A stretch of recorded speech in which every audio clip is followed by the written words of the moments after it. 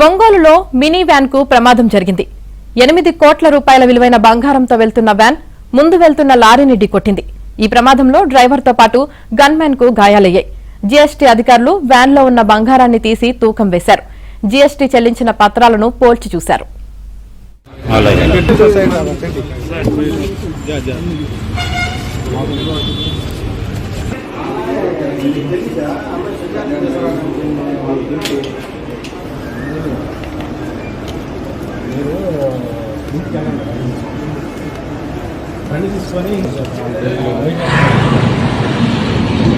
విజయవాడ నుంచి నెల్లూరు వెళ్తున్న ఒక వాహనం ఏదైతే సీక్వెల్ గోల్డ్ ప్రెషస్ లాజిస్టిక్స్ అనే కంపెనీకి చెందినటువంటి వాహనము డ్రైవరు నిద్రపోయి లారీ వెనక భాగంలో గుద్దటం జరిగింది. ఆ క్రమంలో వెహికల్ నడుపుతున్నటువంటి డ్రైవరు మరియు డ్రైవర్ పక్కన ఉన్నటువంటి సెక్యూరిటీ గార్డు ఇద్దరికి స్వల్ప గాయాలయ్యాయి.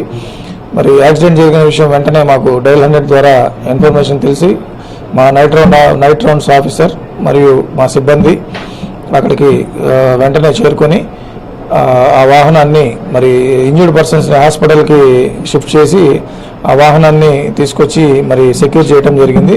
ఆ వాహనంలో మాకు తెలిసిన దీని ప్రకారం సుమారు 10 కోట్లు విలువ చేసే బంగారు మరియు సిల్వర్ ఆర్టికల్స్ ఉన్నట్లు తెలిసింది. ఈ సమాచారం మేరకు జీఎస్టీ అధికారులు కూడా వచ్చి ఆ వాహనాన్ని ఆ బిల్స్ ప్రకారం ఐటమ్స్ ఉన్నాయో లేదో ఒకసారి క్రాస్ చెక్ చేసి వాళ్ళు క్లియరెన్స్ ఇచ్చిన తర్వాత ఆ వాహనాన్ని వాళ్ళకి అప్పచెప్పడం జరుగుతుంది.